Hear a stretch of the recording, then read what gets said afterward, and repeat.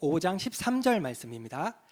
여호와께서 아브라함에게 이르시되 너는 반드시 알라.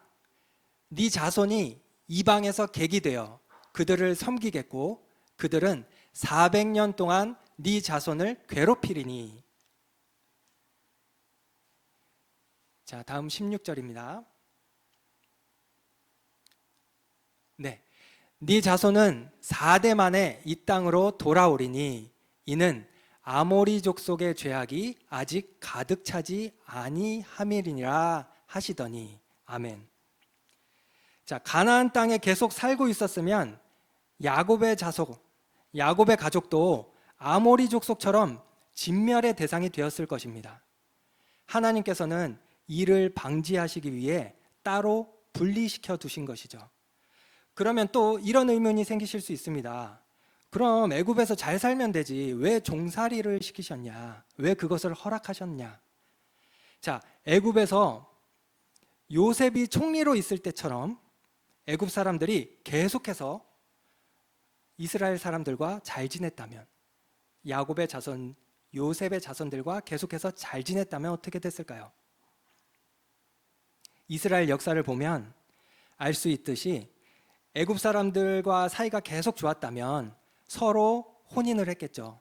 서로 통혼을 하고 혼합된 종교로 변질될 가능성이 아주 큽니다. 자, 이것을 방지할 수 있었던 것이 바로 애굽 땅에서의 종살이였던 거예요. 이 모든 일이 하나님의 섭리 안에 있었던 일들이라는 것입니다. 우리 힘들 때 이런 생각 많이 들죠. 하나님께서 함께 하시는 거 맞나? 살아 계시는 거 맞나? 이렇게 힘든데 하나님은 도대체 뭐 하시나? 애굽에서 종살이 할 때 이스라엘 백성들이 하나님 원망했을 겁니다. 분명히. 그죠? 그런데 하나님께서 일하시는 방식은 우리가 힘든 일을 겪지 않도록 다 해결해 주시는 그런 하나님이 아니신 거예요. 그것은 자녀를 망치는 길입니다.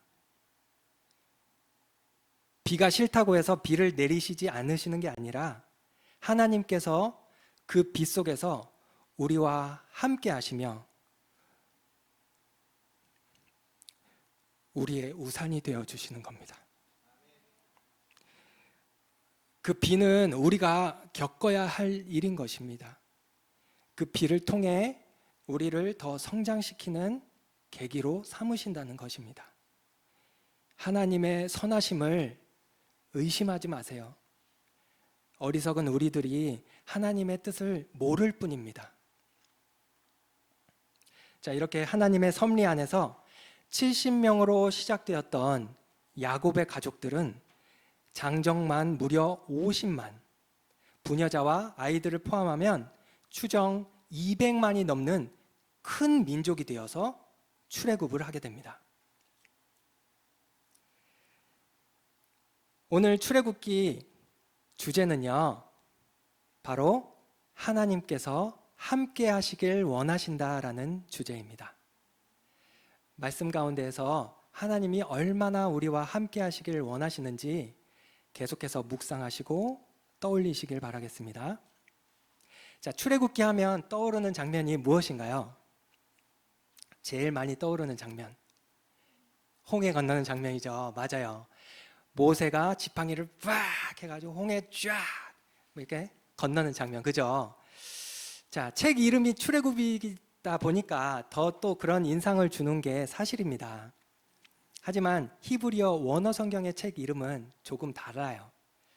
자, 성경에 기록된 모든 사건들이 다 중요하지만 하나님의 구속사적 관점으로 보았을 때 출애굽기에서 가장 중요한 장면은 마지막 성막이 완성되고 하나님께서 임재하시는 장면입니다. 출애굽기 40장 34절 말씀. 구름이 회막에 덮이고 여호와의 영광이 성막에 충만하매 모세가 회막에 들어갈 수 없었으니 이는 구름이 회막 위에 덮이고 여호와의 영광이 성막에 충만함이었으며. 아멘.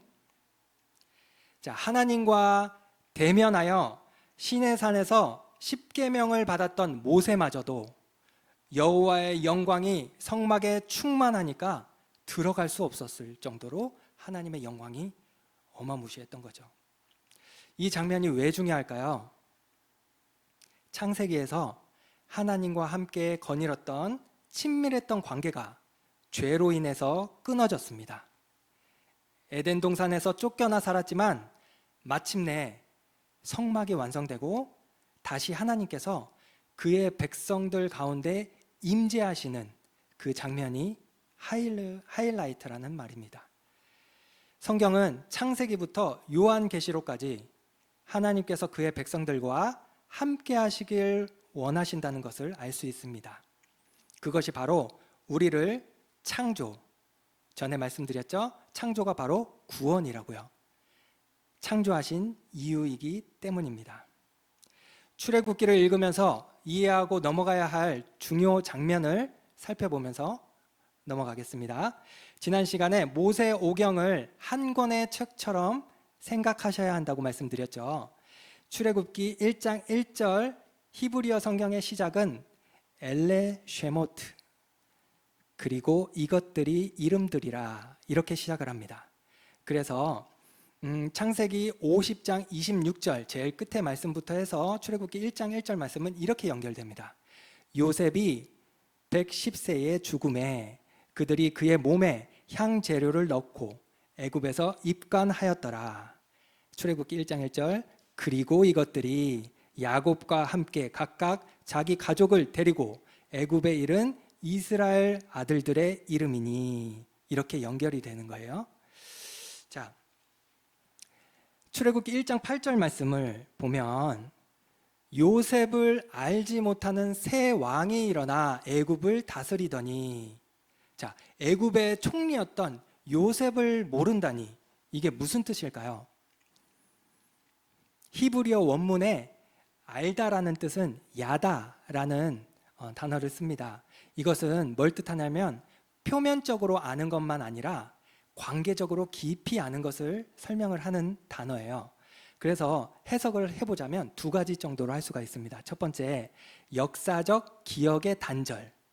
요셉이 7년 흉년과 7년 풍년의 꿈을 해석해서 애굽 사람들까지 다 살렸던 그 기억은 이미 잊혀질 정도로 시간이 지나버렸다라는 뜻일 수도 있고요. 두 번째로 관계의 단절. 왕권이 바뀌며 요셉 가문과의 우호적 관계가 끊어졌다라는 이렇게 두 가지 해석이 가능합니다. 역사적으로 실제 애굽의 왕조가 바뀝니다. 자, 요셉 당시에 처음에 애굽으로 내려갔을 당시에 그때 당시의 왕은 아시아 계통의 셈족의 왕이었어요. 애굽의 바로 왕이 셈족의 왕이었는데 후에 신왕국으로 바뀌면서 함족, 한마디로 아프리카계의 왕으로 바뀝니다. 피부색부터가 틀렸어요. 자, 출애굽기는 크게 세 부분으로 나눌 수 있는데요. 자, 1장에서 18장까지의 말씀, 하나님께서 이스라엘 백성을 구원하시는 장면, 19장부터 24장까지의 말씀, 하나님께서 이스라엘 백성과의 언약을 세우시는 장면, 그리고 25장부터 40장까지 하나님의 영광이 성막에 임재하는 장면으로 이렇게 세 단락으로 나눌 수 있습니다. 자, 첫 번째 1장부터 18장까지의 장면입니다. 하나님께서 모세를 택하셔서 이스라엘 백성을 구원하시는 내용입니다. 우리가 잘못 알고 있는 장면이 하나 있어서 짚고 넘어가도록 할게요. 우리가 이제 모세 하면은 항상 우리 영상에서 막 요게벳, 모세의 엄마가 갈대 상자에다가 모세를 이렇게 담아서 나일강에다가 이렇게 둥둥둥둥 뛰어 흘러내리는 걸로 이렇게 표현이 되어 있잖아요. 하지만 우리 성경을 자세히 읽어보면 이렇게 되어 있습니다. 출애굽기 2장 3절 더 숨길 수 없게 되매 그를 위하여 갈대 상자를 가져다가 역청과 나무 진을 친하고 아기를 거기 담아 나일 강가 갈대 사이에 두고, 이렇게 돼 있어요. 물에 이렇게 떠내려 보낸 게 아니라요. 그 갈대 갈대 사이에 이렇게 그냥 놓은 것이었습니다. 그 장면을 조금 수정할 필요가 있고요. 자, 이렇게 별것도 아닌 것 같은데 성경은 자세히 읽으셔야 돼요. 한 구절 한 구절 다 의미가 있기 때문에 대충 읽으시면 안 됩니다. 자, 하나님의 섭리 가운데 피부색이 다른 민족인 애굽의 공주가, 피부색이 달랐겠죠. 함족이었으니까, 그죠? 자, 모세하고는 분명히 피부색이 달랐을 겁니다. 근데 이 공주가 모세를 양자로 받아들이게 됩니다. 피부색도 다른 아이를요. 실제 엄마인 요게벳이 유모로 돈을 받으며 모세를 왕자로 키웁니다. 출애굽기 2장 11절 말씀. 모세가 장성한 후에 한 번은 자기 형제들에게 나가서 그들이 고되게 노동하는 것을 보더니 어떤 애굽 사람이 한 히브리 사람 곧 자기 형제를 치는 것을 본지라. 자, 모세는 자기 형제들이 지금 애굽의 노예로 있는 히브리인들이라는 것을 알았습니다. 누가 가르쳐 줬을까요? 유모로 가장했던 엄마였을 가능성이 가장 크다고 저는 추측을 합니다. 당시 40세에 혈기왕성했던 모세는 애굽 사람을 쳐 죽이고 이것이 문제가 되어 바로가 죽이려고 하자 미디안 땅으로 도망을 갑니다. 거기서 아내 십보라를 만나고 장인 이드로의 집에서 80세까지 목동으로 살고 있던 모세를 어느 날 호렙산, 시내산하고 동일한 말입니다. 호렙산, 시내산 같은 말이죠. 시내산의 떨기나무 불꽃 가운데서 하나님께서 찾아오셔서 만나 주십니다. 모세가 하나님의 이름을 묻자 하나님께서는 이렇게 대답하십니다. 하나님이 모세에게 이르시되 나는 스스로 있는 자이니라. 또 이르시되 너는 이스라엘 자손에게 이같이 이르기를 스스로 있는 자가 나를 너희에게 보내셨다 하라. 아멘. 하나님의 이름을 물어봤는데 자신의 존재를 먼저 설명하세요. 사실 하나님께서는 이름이 없으셨습니다. 무슨 말이냐? 이름을 부를 상대가 있어야 필요한 것이 이름이겠죠. 하나님께서는 영원 전부터 삼위일체 홀로 계셨습니다. 자, 여기서 이제 존재의 의미에 대해서 한번 생각을 해볼게요. 존재. 자, 하나님도 존재이시기 때문에 존재의 원인이 있어야 합니다. 자, 존재의 원인이란 예를 들어서 우리가 태어나기 위해서는 아빠와 엄마 이렇게 존재의 원인이, 나의 존재의 원인은 내 밖에서 항상 존재를 합니다. 또 예를 들어서 나무가 씨가 되어서 땅에 떨어져서 거기서 또 다시 나무가 되는 것처럼 그 나무의 존재의 원인은 그 존재 밖에 있다는 얘기죠. 자, 하나님도 존재의 원인이 있으십니다. 하나님은 하나님의 존재 원인이 하나님 자신 안에 있다라는 말씀이십니다. 나는 스스로 있는 자이니라. 존재 원인이 자신 안에 있다. 존재 원인이 자신 밖에 있는 모든 피조물은 존재하지 않았던 때가 있지만 하나님은 존재하지 않았던 적이 없습니다. 나는 스스로 있는 자이니라. 나는 존재 원인이 내 안에 있다는 뜻이다. 따라서 하나님은 필연적 존재이며 절대적 존재이시고 그러므로 하나님은 다른 모든 존재들의 존재 원인이 되십니다. 이렇게 신학적으로 좀 정리를 해보았습니다. 하나님께서는 자신의 존재를 먼저 설명하시고 그 다음 자신을 부를 칭호를 알려주십니다. 하나님이 또 모세에게 이르시되 너는 이스라엘 자손에게 이같이 이르기를 너희 조상의 하나님 여호와 곧 아브라함의 하나님, 이삭의 하나님, 야곱의 하나님께서 나를 너희에게 보내셨다 하라. 이는 나의 영원한 이름이요 대대로 기억할 나의 칭호니라. 아멘. 하나님께서 모세에게 하나님의 존재와 칭호도 알려주시고 모세와 반드시 함께 하겠다 하시는데도 모세는 저는 입이 뻣뻣하고 혀가 둔한 자이니이다. 오 주여 보낼 만한 자를 보내소서. 실제 성경 말씀에 있는 말씀입니다. 자, 제가 성교학 수업을 들었을 때 얘기예요. 이제 한참 수업을 듣다 거의 마지막 때쯤 이제 교수님이 자, 성교 나갈 사람, 그럼 다들 눈을 피합니다.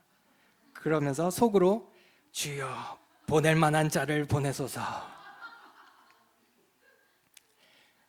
진짜 하나님께서 마음 주시지 않으면 힘든 내용이죠. 자, 우리는 하나님의 능력을 성경을 통해 알게 되었기 때문에 모세가 답답해 보이지만 사실 모세는 하나님의 얘기를 부모를 통해서 전해 들은 것이 전부였기 때문에 하나님에 대해서 잘 몰랐습니다. 자, 이랬던 모세가 훗날 어떻게 변화되어 가는지 한번 지켜봐 주세요. 하나님께서는 모세에게 노하셔서 말 잘하는 형 아론까지 붙여주시고 결국엔 애굽의 바로왕 앞에 세우십니다. 하나님께서 시켜 모세와 아론이 바로에게 요구한 것이 무엇이었습니까? 여기에 하나님께서 이스라엘 백성을 출애굽시키려는 목적을 알 수 있습니다. 그 후에 모세와 아론이 바로에게 가서 이르되 이스라엘의 하나님 여호와께서 이렇게 말씀하시기를 내 백성을 보내라. 그러면 그들이 광야에서 내 앞에 절기를 지킬 것이니라 하셨나이다. 그들이 이르되 히브리인의 하나님이 우리에게 나타나셨은즉 우리가 사흘길쯤 광야로 가서 우리 하나님 여호와께 제사를 드리려 하오니 가도록 허락하소서. 여호와께서 전염병이나 칼로 우리를 치실까 두려워하나이다. 아멘.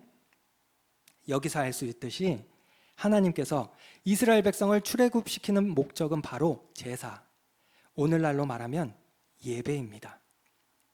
하나님 백성의 정체성은 무엇입니까? 예배자입니다. 세상에 속해서 살던 우리들을 하나님께서 부르신 이유가 무엇입니까? 예배자입니다. 너희는 세상 속에서 허무한 것만 쫓다가 의미 없이 살다가 그렇게 영원히 고통 속에서 살아갈 존재가 아니야.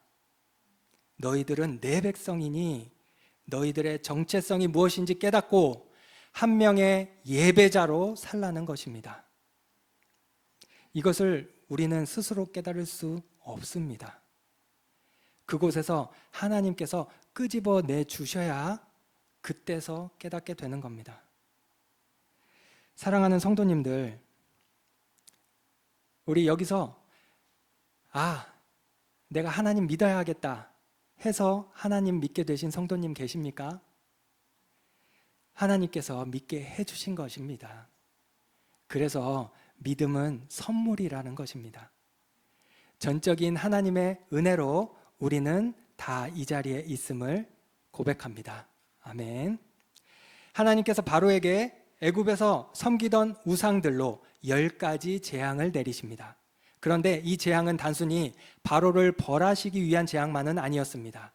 이 재앙은 모세를 훈련시키는 과정이었으며 애굽 사람뿐만 아니라 주변 나라들의 여호와 하나님의 존재를 알리기 위함이었습니다. 출애굽기 6장 1절 말씀, 여호와께서 모세에게 이르시되 이제 내가 바로에게 하는 일을 네가 보리라. 강한 손으로 말미암아 바로가 그들을 보내리라. 강한 손으로 말미암아 바로가 그들을 그의 땅에서 쫓아내리라. 7장 5절 말씀, 내가 내 손을 애굽 위에 펴서 이스라엘 자손을 그 땅에서 인도하여 낼 때에야 애굽 사람이 나를 여호와인 줄 알리라 하시매. 아멘. 10가지 재앙은 애굽에서 섬기던 우상들이 헛된 것임을 증명하시는 것이었습니다. 바로 스스로의 완악함으로 결국 장자까지 잃게 된 후에야 이스라엘 백성을 보내게 됩니다. 눈여겨보셔야 할 장면은 처음에 바로에게 갔을 때 모세의 형 아론이 모세를 대신해서 하나님의 말씀을 전하고 지팡이도 아론이 들어서 이렇게 기적을 행합니다.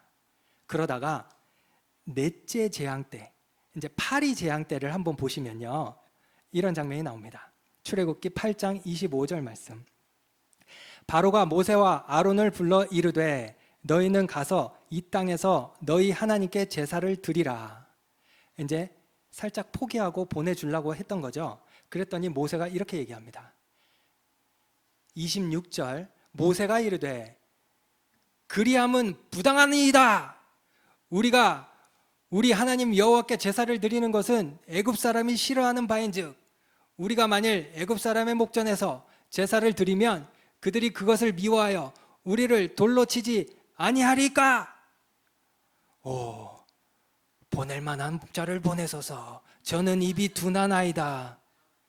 이랬던 모세가 그 바로의 왕 앞에서 이제 따지고 들기 시작합니다. 네 번째 재앙쯤 됐을 때예요. 하나님을 체험하면 체험할수록 그 안에 담대함이 생기는 겁니다. 바로 앞에서 말도 제대로 못했던 모세가 이제 따지고 들기 시작합니다.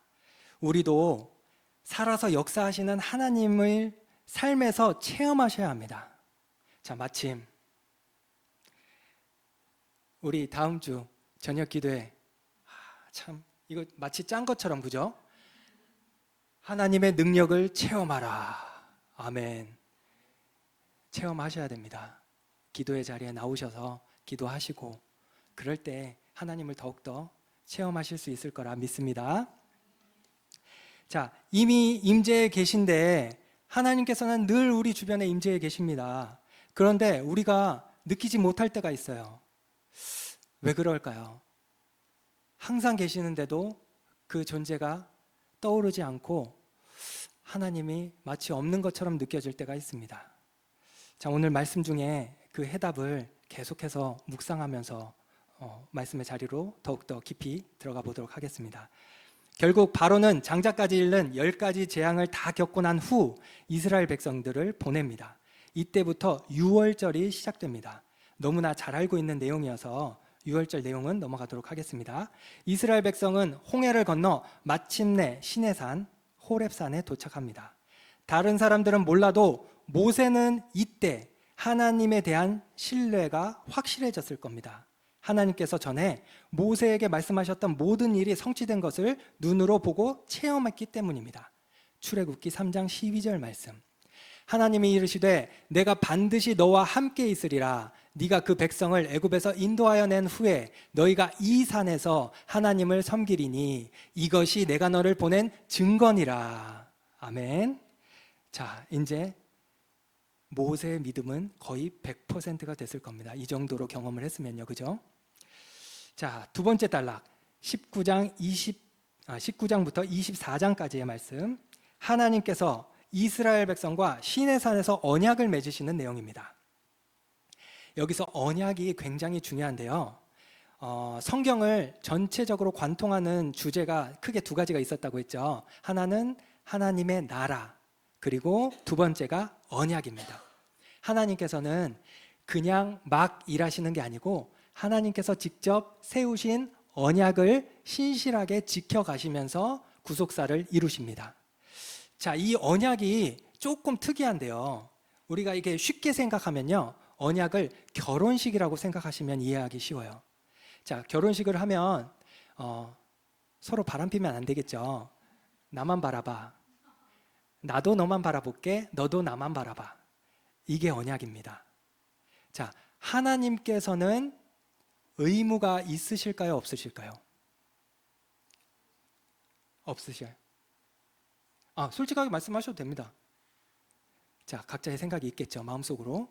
자, 하나님께서는 본래 책임과 의무를 지실 필요가 없으신 분입니다. 그런데 직접 하나님께서 언약을 세우세요. 이 언약을 직접 자기가 체결을 하시고 본인이 그 책임과 의무를 다하십니다. 이게 바로 언약의 너무 귀중한 내용인데요. 이게 우리가 흔히 말하는 약속과는 조금 차원이 틀린 얘기예요. 약속은 우리 어디에서 몇 시까지 만나자, 그래, 서로 동의하고 맺는 게 약속이고요. 언약은 일방적입니다. 하나님께서 일방적으로 통보하시고 대신에 상대방은 그걸 못 지켜도 하나님께서는 그걸 신실하게 지키시고 계신다는 겁니다. 이 언약, 참 너무나 중요한 내용이죠. 이렇게 중요한 언약을 하나님께서 모세와 맺고 계셨어요. 시내산에서. 그런데 그 밑에서 뭘 하고 있었나요?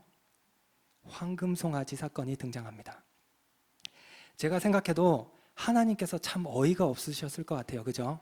홍해도 갈라, 뭐 그 놀라운 이적들을 다 보여주고 시내산까지 출애굽시켜 놨더니 그 밑에서 황금 송아지 만들어 놓고 거기서 제사 드리고 이러고 있는 겁니다. 하나님과 모세는 시내산에서 십계명 돌판에 율법을 세우고 계셨는데요. 언약을 맺으시고 계셨는데 아론이 그들의 손에서 금고리를 받아 부어서 조각칼로 새겨 송아지 형상을 만드니 그들이 말하되 이스라엘아 이는 너희를 애굽 땅에서 인도하여 낸 너희의 신이로다 하는지라. 다른 걸 만든 게 아니고요. 그 송아지가 하나님이라고 만든 거였어요. 자, 근데 하나님께서 제2계명에 말씀하셨죠. 어떠한 형상도 만들지 말고 그것들에게 절하지 말고 그것들을 섬기지 말라고 말씀하셨습니다. 이 말씀에 어긋나는 말씀이기 때문에 이게 죄가 되는 거예요.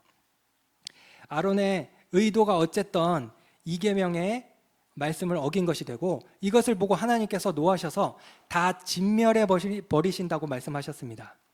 모세가 부랴부랴 십계명 두 돌판 챙겨가지고 막 내려오다가 막 극하고 있으니까 막 십계명 두 돌판 막 던져서 부수고 막 황금 송아지 갈아서 야 마셔 원샷.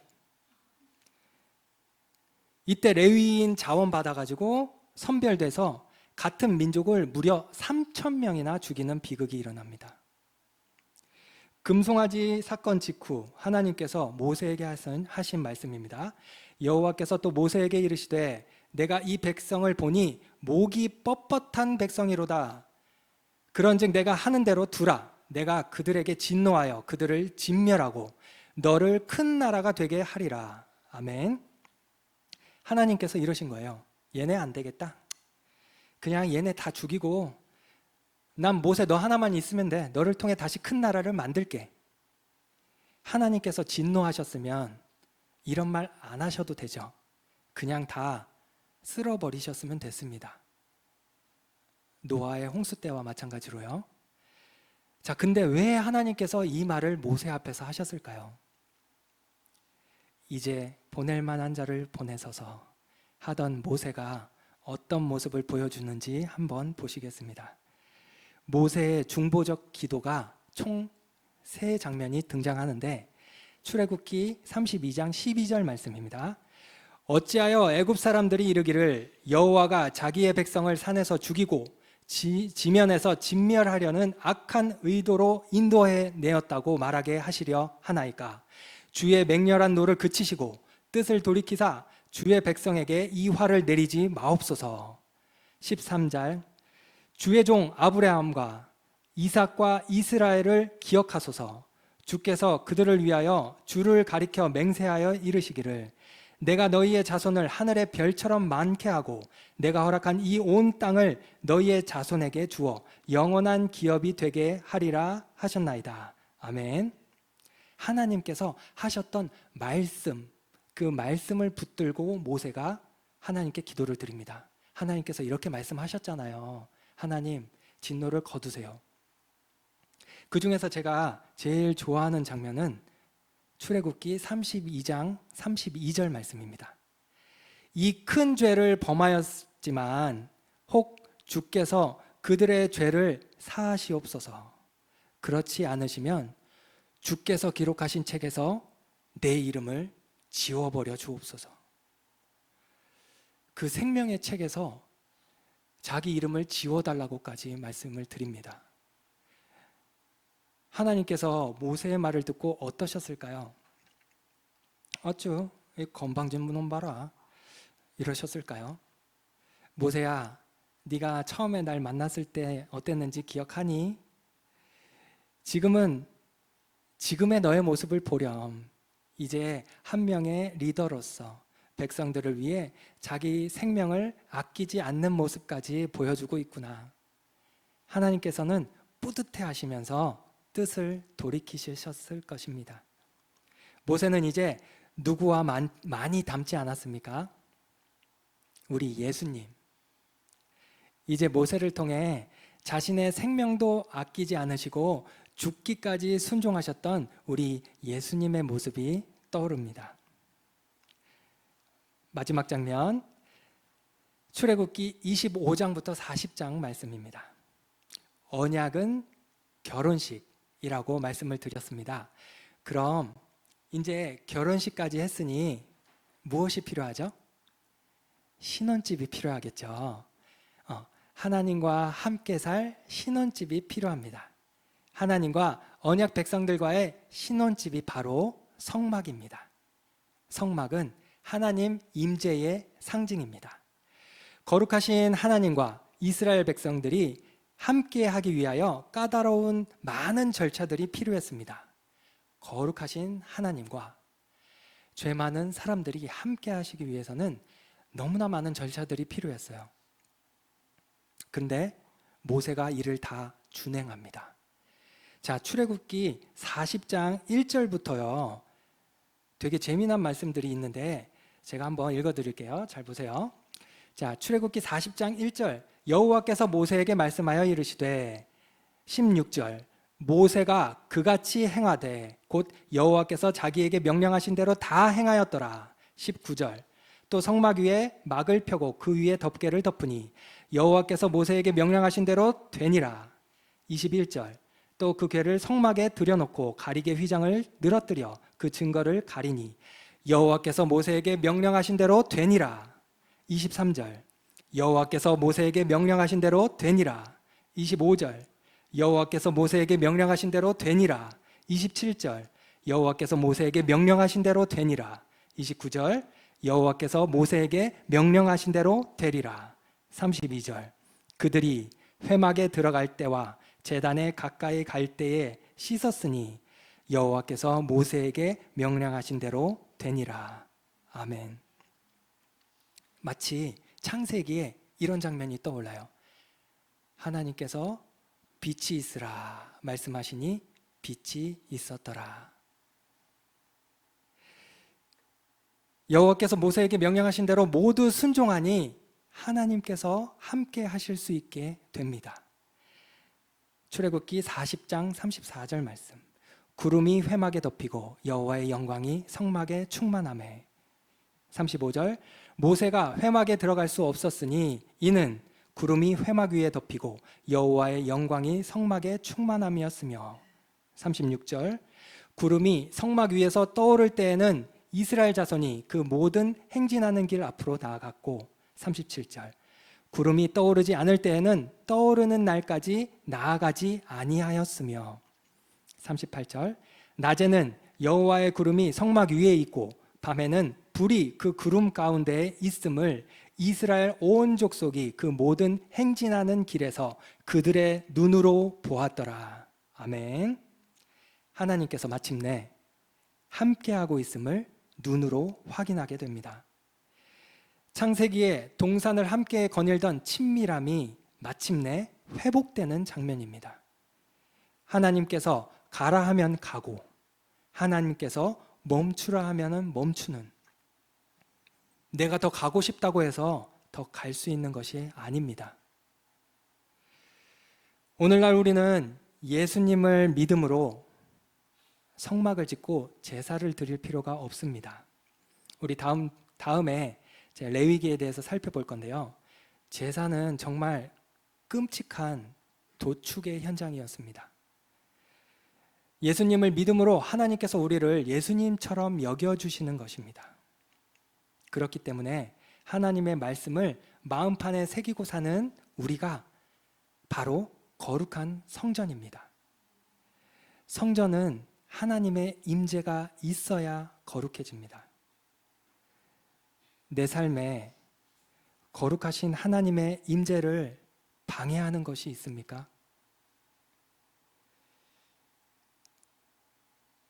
저는요, 한 번씩 헛된 것에 빠질 때가 있어요. 가령 예를 들어서 조금 심심해가지고 이제 폰게임 조금만 할까? 폰게임 살짝만, 좀 또 금방 지우면 되지. 그러면서 폰게임을 아무거나 하나 깔아서 이렇게 조금 시간을 때웁니다. 이게 한번 까는 순간 있잖아요. 이게 내 마음대로 되나요? 시간이 잘 갑니다. 유튜브 짤 보다 보면 맞죠? 1시간 가는 거 우습죠. 이게 제가 그런 거를 딱 끊어내고 일주일을 지내고요, 예배 자리에 와서 예배 드리는 내 마음과요, 제가 그런 것들에 빠져서 일주일을 지내고 왔을 때 예배 드리는 그 마음이 틀립니다. 여러분 다 경험해 보셨죠? 우리에게는 자제력이 없어요. 우리가 얼마나 연약한 존재냐면요, 우리는 스스로 그것을 절제할 수 없는 존재입니다. 철저하게 끊어내려고 노력하셔야 돼요. 우리 목사님께서 너무나 좋은 거 가르쳐 주셨죠. 시간 딱 정해서 끊기는 거요. 사실은 아예 해서도 안 됩니다. 그거 1시간, 또 내가 또 시간 늘리고 있어요. 참, 제가 그랬습니다. 이렇게 우리가 하나님의 거룩한 백성으로 살아가는데 방해하는 것들, 한 주간 우리가 지내면서요, 정말 이번 한 주만이라도 기도의 시간에 하나님께 구하고 철저히 구별되게 한 주간을 한번 처절하게 싸우면서 지내보는 겁니다. 저도 같이 동참할게요. 그렇게 처절하게 한 주를 지내보고 다음 주에 예배 자리에 왔을 때 하나님께서 얼마나 더 큰 은혜와 사랑으로 내 마음을 풍족하게 해주시는지 느끼고 체험하셔야 합니다. 하나님께서는 늘 우리와 함께 하시길 원하십니다.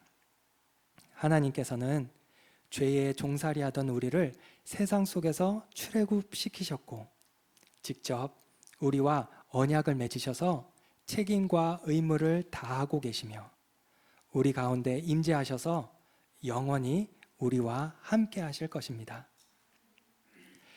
하나님의 임재를 방해하는 것이 무엇인지 돌아보며 다시 하나님과의 관계가 회복되어지며 주 안에서 평안과 참 기쁨이 넘치는 한 주가 되시기를 소망합니다. 임재 찬양하시겠습니다.